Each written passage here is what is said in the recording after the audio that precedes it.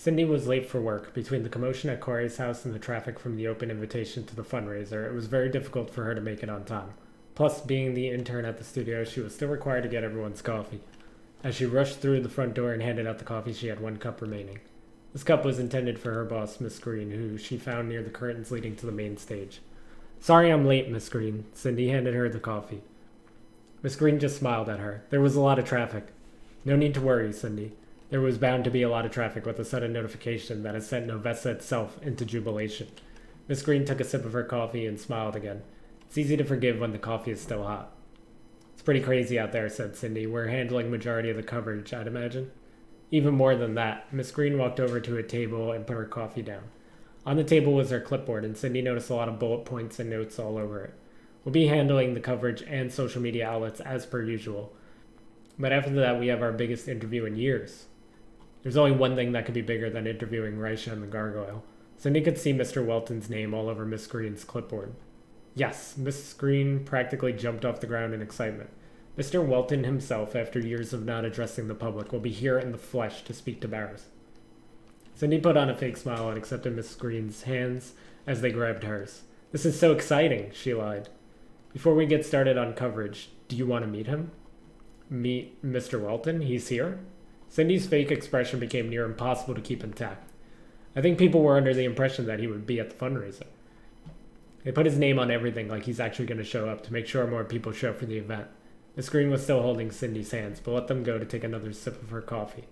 "No one will really be disappointed if Raisha, the Gargoyle, Jagger, and River are there anyway. They're way more popular in the public eye. No one will even remember that Mr. Welton was supposed to be there in the first place." "I see." Cindy put her hand into her purse and grasped her phone. She wondered how she would find a moment to text Audra that Mr. Welton was at the studio and not at the event. Before she could make a move, Miss Green grabbed her free hand. "Come on." Miss Green began to drag Cindy along. "This might be your only chance to get to meet him." "Isn't he speaking with Baris?"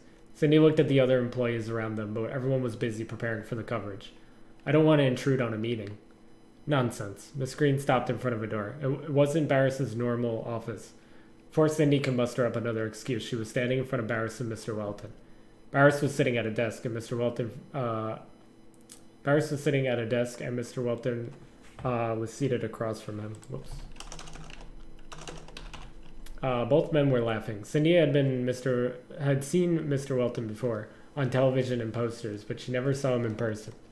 "Ah, this must be the intern," said Mr. Welton. As he turned to face Cindy and stood up from his chair, she noticed that he hadn't aged much, despite being out in the public eye for years. If anything, it almost appeared as if he was younger somehow.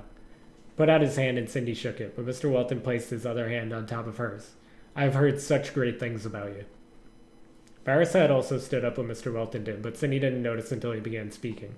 "Cindy has proven to be a very valuable asset in a very short amount of time. Miss Green has taught her well, and I would feel confident with her running the show from behind the scenes if need be." Mr. Welton let go of Cindy and put his hands in his pockets. "Employees of such high value are hard to come by these days. Better watch yourself, Baris. You keep praising her like that, and I may have to take her from my company. To have one of my interns rise so quickly to even be considered for your employ is a true honor." Baris smiled as he returned to his seat. "Cindy's skill set might fall short for what you need at the Welton Company." "Don't be silly." Mr. Welton's eyes were fixated on Cindy, and it made her uncomfortable. "We're always looking for people who excel in high-pressure situations. Tell me, Cindy, what are your goals?" Mr. Welton sat back down in his chair. "I'm just trying to learn as much as I can from Miss Green so I can become a producer," said Cindy. "So far, I've learned so much since I started working for the Baris Show. I am very grateful to Miss Green and Baris." Miss Green and Baris smiled. Mr. Welton swiveled his chair so that he could face both Cindy and Baris. "Excellent," he said. "Now tell me about what's happening inside Seva." There was an immediate awkward silence in the room as Baris and Miss Green stared at each other for answers. Answers that neither of them had. Cindy immediately felt the hairs on her arms stand up. It was as if she was hit with the cold sweat of a fever and all of its symptoms at the same time. Nausea crept in and she found words to stall so she could gather her thoughts. "Beg your pardon, sir?" she said through her nerves. "You were there in Seva with your girlfriend and that detective of the guard, were you not?" Mr. Welton was no longer smiling. "What is he talking about, Cindy?" asked Miss Green. "What did you do?"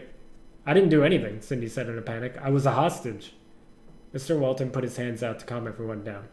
"No need to get defensive, Cindy. I just need to know what's happening inside Seva. Why did you go there?" I met a man one day on my way home from work. Cindy looked at Baris, who still looked lost. He was standing in front of Seva and had no idea what was going on. He lost his memories. He didn't know his name or where he lived, but he seemed connected to Seva somehow. Strange, said Mr. Welton. He began to rub his white beard on his face. My girlfriend's roommate is the detective you mentioned, so I reached out for help. We thought revisiting Seva would be the best way to help him remember. We had no intention of going inside. But you did go in, asked Baris. He turned his attention to Miss Green. Maybe we should have had Cindy on the show one night. This is juicy stuff. It was scary, Cindy corrected him. We saw people inside Seva, so we went in to investigate. Turns out there was a cult living in there. Rumors of Seva being a land that's impossible to live in are not true, clearly. The cult tried to do you and your friends harm? Asked Miss Green. Why hasn't the guard gone in to get them? The guard refuses to go into Seva for any reason. Cindy looked directly at Mr. Welton as she said the words. She knew there was a good chance that it was Mr. Welton's fault why Seva was off limits. So why was the blue elf there? Asked Mr. Welton. And one who has been stealing magic from the Welton Company? Asked Baris. Is there anything Mr. Welton doesn't know about this already? Wondered Cindy. I don't know. My girlfriend and I were knocked unconscious, and when we woke up, he had already left. This must have been very hard on you. Mr. Welton stood back up. I'm sorry you had to go through this. Your friends didn't remember anything either? Did they find out what the blue elf was after while he was there?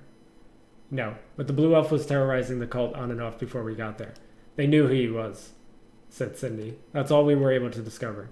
There was more, but she assumed Mr. Welton already knew about them trying to siphon magic from Tor. Did you get the answers you were after for your friend, at least? Asked Miss Green. Unfortunately, we did not, said Cindy. We're still trying to help him remember. Here. Mr. Welton put his hand back in his pocket and removed a card. Sync the chip on this with your phone.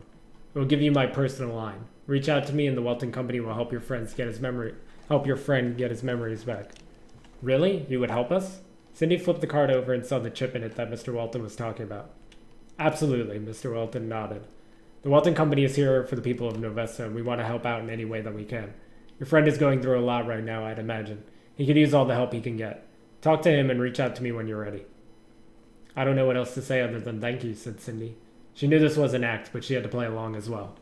I do feel bad for everything you had to experience. You have done a great job here at the Baris Show, which, as you know, is heavily connected to my company. This is the least I can do. Mr. Welton pulled another card out of his pocket. You should take this, too. You as well, Baris. Feel free to bring Mrs. Green also. What is this? Baris took the card in his hand. It was similar to the notification they all received on their phone, but in a physical form. Another fundraiser besides the one today? This is a very important invite-only fundraiser we're doing just a few days after the one today. The only way in is to be personally invited by myself or someone from the Welton Company. Miss Green was looking at the invite over Cindy's shoulder. This fundraiser is inside the Welton Company HQ. That's a big honor. I hope to see you all there. Mr. Welton smiled again. Looking forward to it, Baris said. Mrs. Green and Cindy, you are dismissed. Please get on social media for the fundraiser today. Mr. Welton and I have a lot to discuss before his interview later. Miss Green walked out first, and Cindy slowly followed. The moment Cindy was a few steps away from the door, she picked up her pace. Tears began to fill her eyes.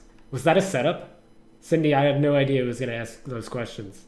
Miss Green tried to match Cindy's pace, but it was hard in her heels. Can you stop walking so fast?